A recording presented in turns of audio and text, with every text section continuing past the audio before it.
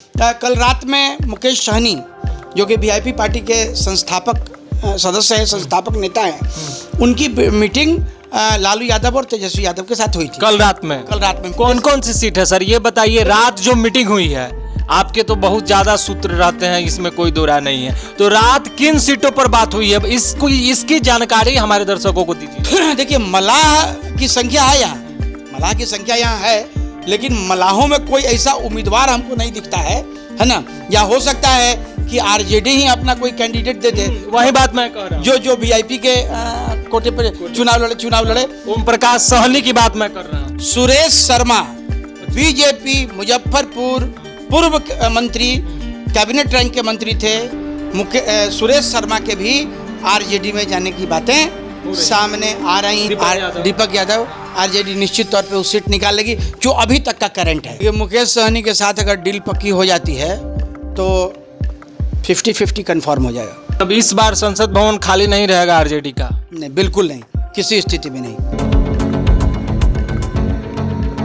अभी एक होड़ मची हुई है और वो होड़ यह है कि कोई भी वक्ता हो, कोई प्रवक्ता हो, कोई भी नेता हो, उसके ऊपर किसी भी तरह का कोई भी आरोप लगा हो, लेकिन भाजपा जो है उसको कोई कसर नहीं छोड़ रही है अपना पार्टी ज्वाइन कराने में। कल की खबर चौंकाने वाली थी और वो खबर ये थी कि कांग्रेस के वैसे प्रवक्ता जिसने संबित पात्रा जैसे प्रवक्ता की वाट लगा दी थी। 5 ट्रिलियन इकोनॉमी वाला एपिसोड जो आपने आज तक पे देखा था, उसमें किस तरह गौरव वल्लभ ने संबित पात्रा की वाट लगा दी थी, और वो गौरव वल्लभ कल कांग्रेस की प्राथमिक सदस्यता से इस्तीफा दे करके भाजपा ज्वाइन कर लिए हैं। उसी तरह से बिहार में भी बहुत बड़ी ट्वीट हुई है। हमारे editor in chief Gyaneshwar Gautam ji के पास फिर से एक एक्सक्लूसिव जानकारी है कि बिहार में किसका पलड़ा भारी हुआ है और किसके साथ रात कौन सी डील फिक्स हुई है। इस पर हमारे editor in chief Gyaneshwar Gautam ji फिर से बड़ा खुलासा करने वाले हैं। स्वागत है सर आपका। धन्यवाद। पहले कांग्रेस की बात कर लेते हैं। गौरव वल्लभ जैसा प्रवक्ता, पार्टी का समझिए तो रीढ़ का हड्डी कांग्रेस का, उन्होंने भाजपा ज्वाइन कर लिया, ये कैसे हुआ? देखिए, अभी जो सिचुएशन और जो स्थिति राजनीति में दिख रही है, उसमें भारतीय जनता पार्टी को किसी भी स्थिति में अपनी मजबूत सरकार केंद्र में चाहिए, और इसके लिए भारतीय जनता पार्टी किसी भी लेवल पे किसी से भी समझौता करने को तैयार हो गई है। अभी ये एक टारगेट बना हुआ है भारतीय जनता पार्टी के लिए कि जितने भी वैसे नेता जिनकी राजनीतिक पकड़ है, जो एक अच्छे ऑरेटर हैं, अच्छे वक्ता हैं, जो दूसरे पार्टियों की बातें जो है वो बहुत अच्छे तरीके से प्रोड्यूस कर पाते हैं, वैसे सारे नेताओं को अपने साथ जोड़ लेना है।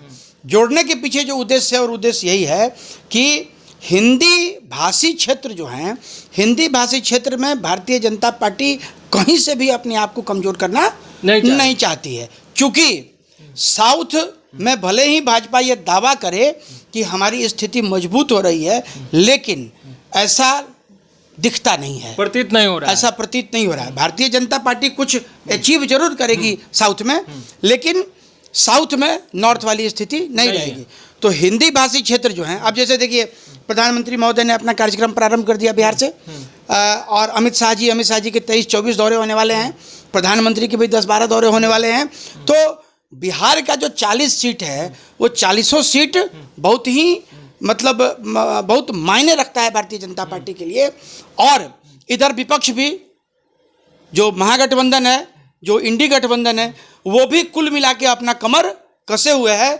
और इसी क्रम में आपको बताएं कि कल रात में मुकेश सहनी जो कि वीआईपी पार्टी के संस्थापक सदस्य हैं, संस्थापक नेता हैं, उनकी मीटिंग लालू यादव और तेजस्वी यादव के साथ हुई थी। कल रात में मीटिंग हुई, और कल रात में मीटिंग में जहाँ तक मुझे जानकारी है, उसमें संजय यादव जो राज्यसभा के सांसद थे, वो तेजस्वी के जो साथ रहते हैं, हाँ, सुनील सिंह जी जो ये विधान पार्षद हैं राष्ट्रीय जनता दल के, बिस्कोमान वाले, वो कुछ और बड़े नेता वहाँ थे। और ये सारी डील पकाने में संजय यादव की भूमिका बहुत ही मजबूत दिखती है, क्योंकि संजय यादव किसी भी स्थिति में ये चाहते हैं कि इंडी गठबंधन, खास करके राजद जो है, वो राजद मजबूत स्थिति में उभर के सामने आवे। और उम्मीदवारों के चयन में जो विलंब हो रहा है इन लोगों की तरफ से, उसकी एक वजह ये भी है कि ये लोग चाहते हैं कि भाई ऐसी जितनी पार्टियां हैं जिनके पास 2%, 3%, 4% का वोट शेयर है, क्योंकि एक मजबूत वोट शेयर मुसलमान और यादवों का वोट शेयर आरजेडी के साथ है, भूमिहारों को भी इधर आरजेडी ने तवज्जो दिया है, तो भूमिहार वोट का भी बड़ा तबका है उनके साथ दिख रहा है। अभी वीआईपी ये माना जाता है कि 4 से 5% वोट जो है उस वोट पे मुकेश सहनी का अधिकार है, तो 4 से 5% वोट अच्छा खेल कर सकता है। तो और ऐसी संभावना भी जताई जा रही है कि 3 से 4 सीट मुकेश सहनी को दिया भी जाए। अच्छा, वो 4 सीट या 3 सीट उस पे बाद में बात करेंगे, पहले ये बताइए कि मुकेश सहनी के आने से इंडी गठबंधन में क्या बदलाव होगा? देखिए, इंडी गठबंधन मजबूत होगा और इंडी गठबंधन का हमको लगता है 2.5 से 3% वोट बढ़ जाएगा मुकेश सहनी के आने से। तेजस्वी का पलड़ा भारी समझा जाए? बिल्कुल भारी। देखिए, भारी इन द सेंस आप ये कह सकते हैं कि तेजस्वी मजबूत लड़ाई दे सकते हैं। अभी जो तेजस्वी, जैसे हमने आपको पहले कहा था कि अगर तेजस्वी यादव और चिराग पासवान ये दोनों एक होकर चुनाव अगर लड़ते तो मुझे लगता है कि बहुत बड़ी संख्या में लोकसभा का सीट अपने साथ समेट सकते थे, लेकिन चिराग के साथ बात बनी नहीं। चिराग एनडीए गठबंधन का हिस्सा रह गए। तो वैसी स्थिति में जितने भी छोटे छोटे दल हैं उन सारे दलों के साथ आरजेडी भी अपना गठबंधन सिद्ध करना चाहता है और सिद्ध करके उसको पकाना चाहता है। अगर मुकेश सहनी के साथ डील इनकी पक्की हो गई, हालांकि उसमें कुछ कठिनाइयां हो सकती हैं, क्योंकि जिन सीटों पे दावा मुकेश सहनी कर रहे हैं उन सीटों पे लालू जी के इशारे पे पहले से ही कार्यकर्ता मतलब ये मान के चलते हैं कि उनको सिंबल मिल गया और वो चुनाव प्रचार कर चुके हैं। कौन कौन सी सीट है सर, ये बताइए। रात जो मीटिंग हुई है, आपके तो बहुत ज्यादा सूत्र रहते हैं, इसमें कोई दो राय नहीं है, तो रात किन सीटों पर बात हुई है, इसकी जानकारी हमारे दर्शकों को दीजिए। देखिए, सबसे पहला डिमांड मुकेश सहनी का दरभंगा है।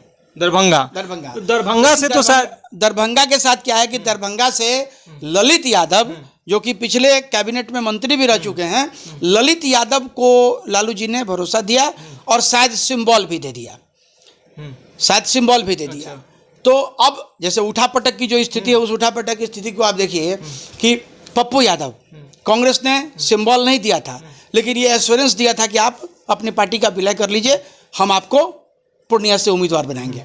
इन्होंने अपनी पार्टी का विलय कर लिया, लेकिन 11th आवर में कांग्रेस ने सिंबल उनको नहीं दिया, तो पप्पू यादव के साथ धोखा हो गया। ये दरभंगा सीट पे मुकेश सहनी क्यों मरे हुए हैं? देखिए, दरभंगा में उनका एक आधार है, दरभंगा में मलाह वोटों की संख्या है, दरभंगा उनका घर है और दरभंगा से सांसद बनने की इच्छा उनकी बहुत पहले से है।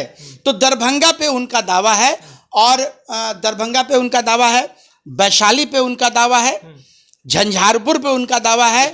और एक और सीट निकल के सामने आई कि पूर्वी चंपारण पर भी उनका दावा है कि हालांकि पूर्वी चंपारण में ऐसा कोई उम्मीदवार वीआईपी की तरफ से दिखता नहीं है, जो मलाह है एक उम्मीदवार। देखिए, मलाह की संख्या है यहाँ, मलाह की संख्या यहाँ है, लेकिन मलाहों में कोई ऐसा उम्मीदवार हमको नहीं दिखता है ना। या हो सकता है कि आरजेडी ही अपना कोई कैंडिडेट दे दे, वही बात मैं कह रहा हूँ, जो वीआईपी के कोटे पर चुनाव लड़े। ओम प्रकाश सहनी की बात मैं कर रहा हूँ। देखिए, ओम प्रकाश सहनी जी राजद से भी प्रयासरत थे, लेकिन राजद से उनकी डील पक्की नहीं हो पाई।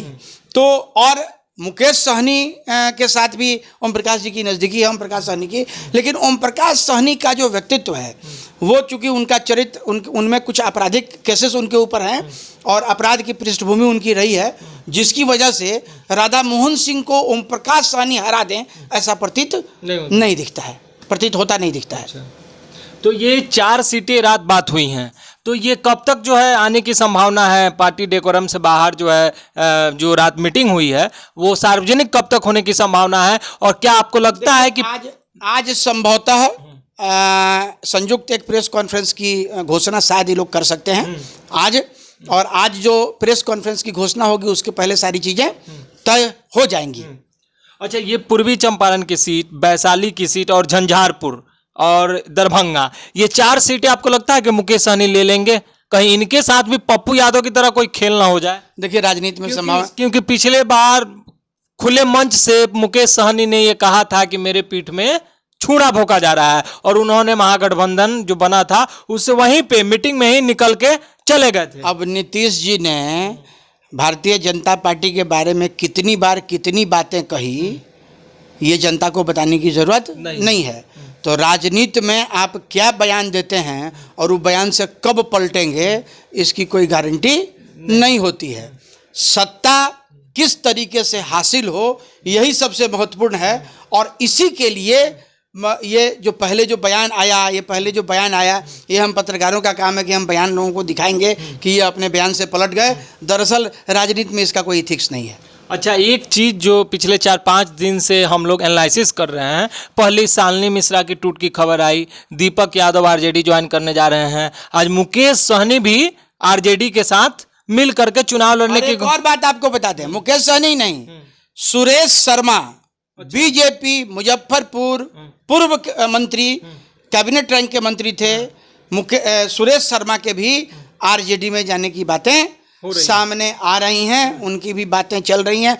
देखिए, महत्वाकांक्षा, जो भी व्यक्ति राजनीति करता है उसके अंदर एक महत्वाकांक्षा है, और जिस व्यक्ति ने सत्ता का लाभ एक बार ले लिया, अब हमारे राधा मोहन जी को देखिए, आप 10वीं बार चुनाव लड़ेंगे।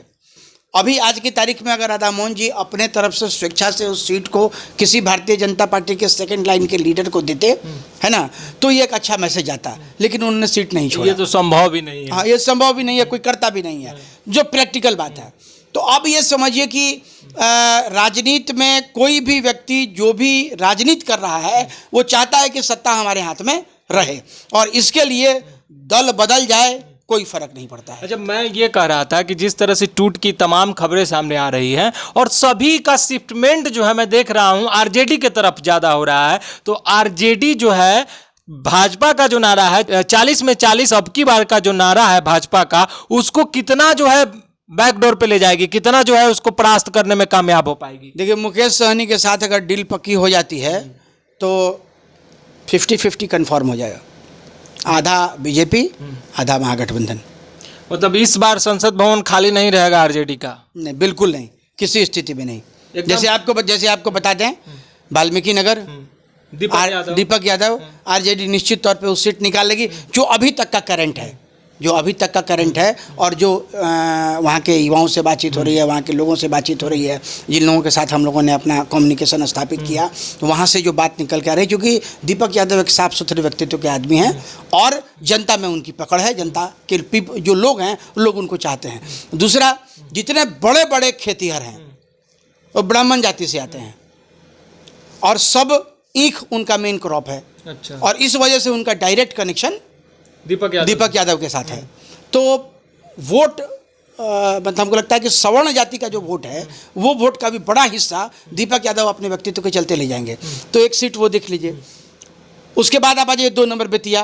तो बेतिया में तो चूंकि अभी कैंडिडेचर डिक्लेयर नहीं हुआ है, कांग्रेस के पास कोई कांग्रेस ने किसी कैंडिडेट को अभी वहाँ से उतारा नहीं है, तो अभी उसके बारे में कहना उचित नहीं है। लेकिन अगर कोई ढंग का कैंडिडेट बेतिया में भी महागठबंधन खड़ा करती है और वो अगर ब्राह्मण जाति का उम्मीदवार होता है, तो संजय जायसवाल जी के लिए स्थिति जो है वो थोड़ी टसमटस की हो सकती है। तो आज आपने देखा कि फिर से आरजेडी का पलड़ा भारी होने जा रहा है, और हमारे editor in chief Gyaneshwar Gautam ji ने रात जो मीटिंग हुई है मुकेश सहनी का, उसके बारे में आपको बताया है, और कौन कौन सीटें फाइनल हुई हैं। और दिलचस्प ये है कि 4 सीट मुकेश सहनी का डिमांड है। अब देखिए, आज प्रेस कॉन्फ्रेंस होने की बात हो रही है मुकेश सहनी के साथ, उसमें क्या निकल करके सामने आता है, इस पर हम आपको जानकारी देंगे। आप फिलहाल के लिए आप बने रहिए हमारे साथ, देखते रहिए फाइनल पोस्ट। हमारे चैनल को लाइक, शेयर और कमेंट जरूर कर लीजिए। बहुत बहुत धन्यवाद।